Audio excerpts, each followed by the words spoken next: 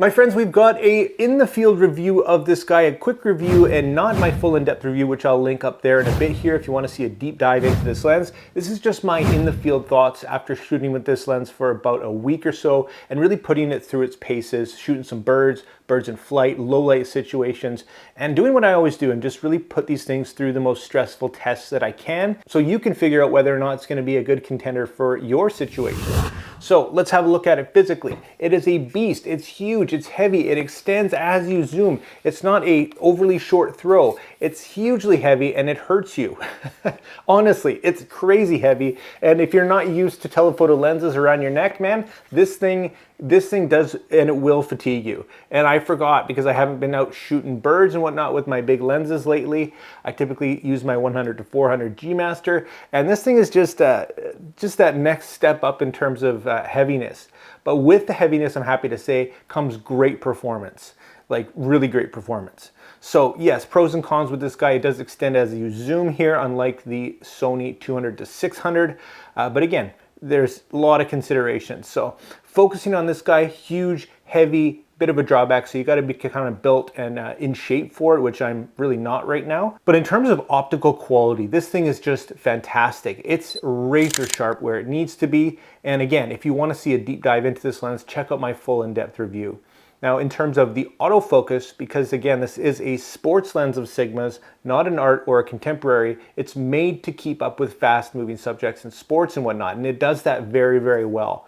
So I went out and again and shot birds in flight and all the crazy critters that I could find. And I'm happy to say that in terms of autofocus, this thing keeps up brilliantly. No, it's not perfect, and no telephoto is. And I am using this on a Sony A7 IV, keep that in mind. So if you have an A1 or something, that's gonna perform even that much better. But being a third-party lens, being a Sigma lens, one of the drawbacks of wildlife photography and bird photography is that you are gonna be capped at around 15 frames per second shooting speed, unlike the A1 where you can get 30 frames per second out of a native lens. So do keep that in mind. One of the biggest drawbacks of that, but if that's not a concern, if you're shooting on something like a high resolution R series or maybe the A7 IV like me, it's gonna perform just great. So in terms of birds in flight, let's have a look here at some of the things that I encountered. So let's have a look at some really fast moving subjects here, some birds flying and some sporadic movement, which is what I tried to really test this thing out with. Now, I found that as the subject gets closer to the lens and the camera, it does struggle at the very close distance. And I don't mean your minimum focus distance, I mean the 10 and 20 feet. And I guess that's really the most strenuous part of it here. This is higher ISO, 1250, and this is the dying light of the day. So let's go through and have a look at how this thing did. As you can see here, the first couple, it didn't do overly well, but it actually did catch up pretty darn good. So as you can see here, for a hit rate, this is actually pretty decent for me. You can't expect, especially with the A7 IV, for you to have a very, very high percentage hit rate with this kind of photography. But for me, if I can get even 20%, 30, 40% keepers, and all I'm looking for is one really great shot here. But as you can see, it is back focusing a little bit. This is a very quick bird moving really quickly at me here. And it actually does recover, which is kind of the nice thing. As you can see here, a few kind of back focusing issues, and then it does catch up here, which is really nice. And there's a nice image right there. So it is quite impressive what this lens is capable of in terms of autofocus here. There's a nice one as well. So again, no complaints. You just have to keep your expectations in line. It may fall behind here or there, but it definitely will catch up. And again, this is moving very, very quickly. And here's another example of a bird flying quite close here, and it nails it. And then unfortunately, again, as we get a bit closer here to our subject, as the subject gets closer to us, in fact, you do kind of get some back focusing issues here. So again, something to be aware of, but again, you only need that one image here. So something like this, birds flying right in front of you, some of the most stressful stuff out there, it does pretty darn good if you ask me.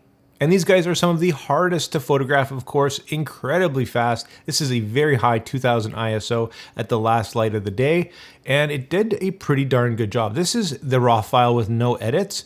Here is with some edits, and I wanted to show you guys a little bit of a secret, my new and updated recent workflow here. So as you can see here, 2000 ISO here, once we pump up those shadows and whatnot, it doesn't look that great. So if we're gonna crop into, we're gonna have some detail loss here. And as you can see, it doesn't look that great at all. So throw that through Topaz Labs Photo AI software, and we end up with this. It's just an incredible program. It's a buy once and have forever type thing. And I will drop the link down in the description, guys. If you're serious about your photography, your nature photography and whatnot, if you're shooting at higher ISOs, this is just absolutely essential. And I am absolutely in love with this software. So definitely has improved my workflow. And check out the link in the description, guys. This is not a sponsored video.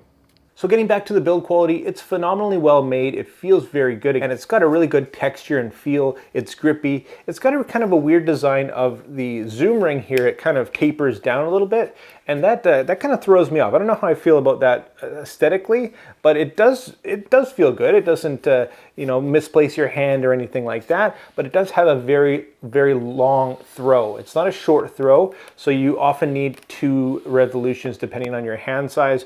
Just something to keep in mind. The manual focus ring here, you know, it is what it is. You're not going to be using manual focus here a ton probably, and the experience is decent. It's also got a couple of focus hold buttons, customizable, which is really nice to see. That's great. And it does have your automatic manual focus switch. It's got your focus limiting switch, optical steady shot, of course, image stabilization, and you've got your custom dial to dial in this thing with your buttons as you see fit. So it's also got a built-in tripod mount here, a tripod foot, which is really nice.